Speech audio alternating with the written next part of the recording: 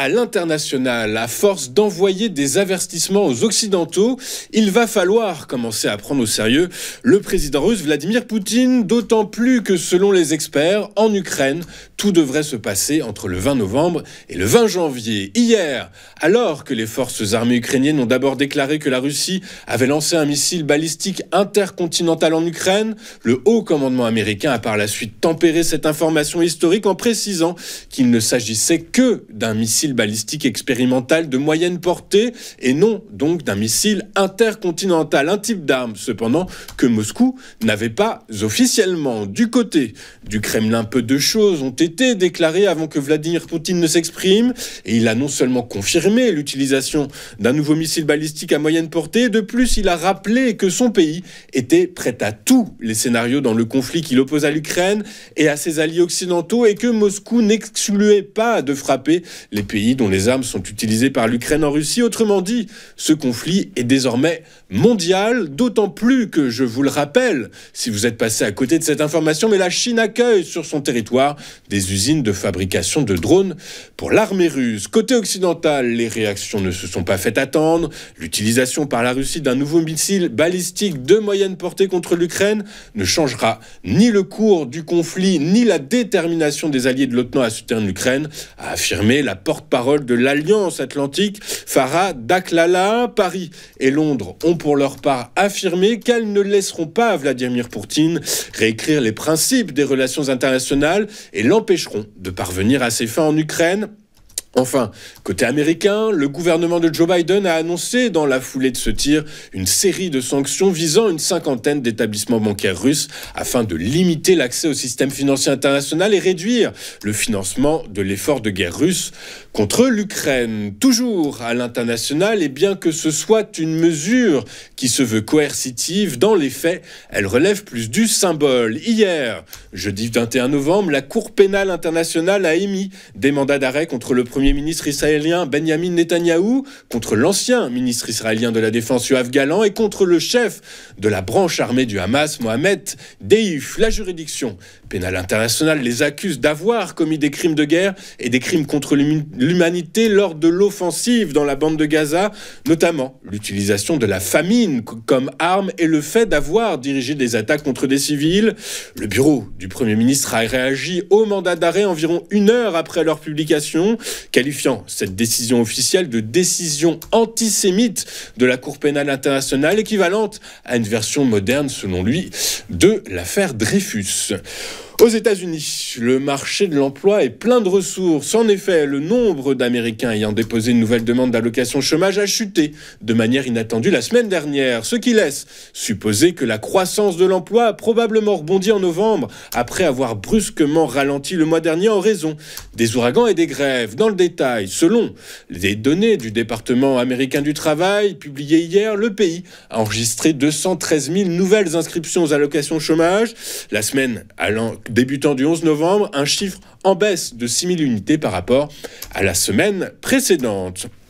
Un mot maintenant de l'actualité monétaire, puisque l'indicateur clé de l'inflation au Japon s'est maintenu au-dessus de l'objectif de la Banque centrale, et ce même si la hausse des prix s'est légèrement modérée. Les prix à la consommation hors produits frais ont augmenté de 2,3% en octobre par rapport à l'année précédente, contre 2,4% en septembre, a annoncé ce matin le ministère de l'Intérieur nippon. Ce chiffre est supérieur à l'estimation consensuelle de 2,2%. L'indice hors coût de l'énergie et prix des produits frais a augmenté de 2,3% contre 2,1% en septembre. Ces données qui feront certainement partie des variables que la Bank of Japan analysera et discutera lors de sa prochaine réunion de politique monétaire les 18 et 19 décembre prochains. Selon une enquête réalisée du 13 au 21 novembre, Reuters, une enquête Reuters a montré que 56% des économistes s'attendent à ce que la BOJ augmente à nouveau ses taux en décembre contre 49% dans l'enquête du mois dernier. Toujours au Japon,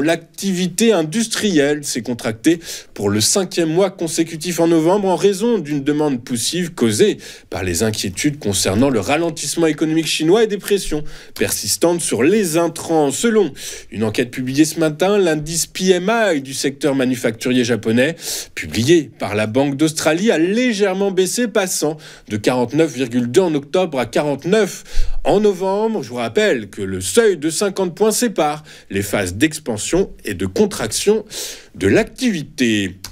C'est ce qui pourrait s'apparenter à une vente forcée. Hier, en effet, le gouvernement américain a demandé à la justice d'ordonner aux géants technologiques de se séparer de son navigateur Internet Chrome, le plus utilisé au monde. Autrement dit, les autorités américaines souhaitent que Google se sépare de Chrome parce qu'il constitue un point d'accès majeur au moteur de recherche, réduisant ainsi les chances de potentiels concurrents. Selon le site StatCounter, l'entreprise pesait en septembre 90% du marché mondial de la recherche en ligne et même 94% sur les smartphones. Si les intentions du futur gouvernement de Donald Trump à ce sujet restent floues, cette requête marque un changement profond de la part des autorités américaines de la concurrence qui ont essentiellement laissé tranquilles les géants des tech depuis leur échec à démanteler Microsoft il y a une vingtaine d'années.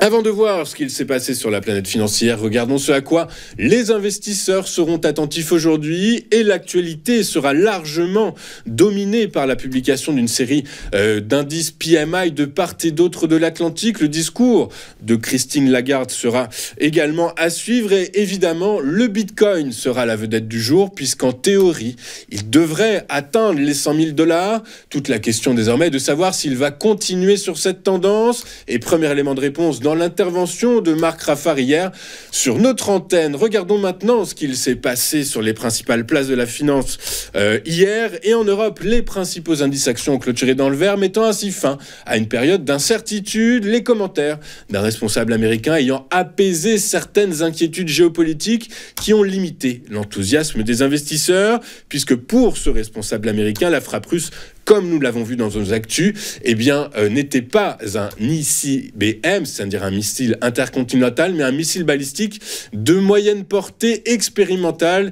Il a donc minimisé l'impact de cette attaque. Résultat, le CAC 40 a réussi à gagner hier 0,21% à 7213 points. À Londres, le FTSE a également engrangé des points puisqu'il s'est étoffé de 0,79% à 8149 points. Le DAX également dans le vert hier à la faveur d'un gain de 0,75% à 19 147 points. Aux États-Unis, alors que les investisseurs craignaient les réactions du marché à l'encontre du titre de Nvidia, finalement, tempête dans un verre d'eau, puisque comme nous vous l'expliquions hier sur TV Finance, il était fort probable que les réactions épidermiques à la suite de cette publication en après-bourse à Wall Street n'étaient qu'une façon pour les investisseurs de repenser la stratégie de leur portefeuille et de prendre leurs bénéfices pour mieux revenir sur le titre. Résultat, Nvidia, je vous le rappelle, a publié la veille en après-bourse des résultats et des guidance solides.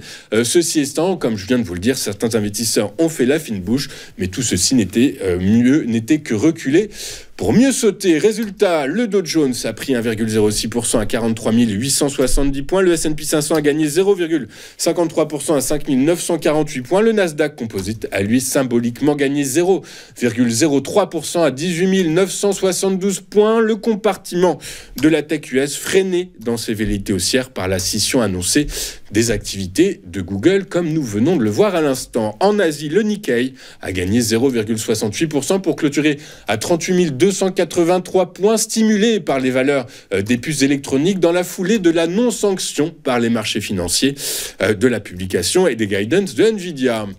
Sur le marché des taux souverains, les tensions géopolitiques et l'absence de consensus sur le budget 2025 de la France ont tiré vers le bas les rendements des principales économies en zone euro. Le rendement du Bund à 10 ans a perdu 3 points de base à 2,313%. Quant au rendement allemand à 2 ans, il a cédé 2,2 points de base à 2,103%. En France, l'OAT 10, c'est-à-dire le rendement français à 10 ans, a lui fait du surplace puisqu'il est resté à 3,101%. Le rendement à 2 ans a lui reculé de 0,5 points de base à 2,5%. 2,328%. Enfin hier, sur le marché du pétrole, les prix ont été tirés vers le haut après que les autorités ukrainiennes ont déclaré que la Russie avait tiré un missile balistique intercontinental sur leur terre, bien que finalement les responsables occidentaux n'ont pas confirmé cette affirmation. Je vous le rappelle, ils ont précisé que c'était un missile balistique de moyenne portée. Ceci étant, ça reste toujours une escalade qui laisse supposer que les tensions s'exacerbent de plus en plus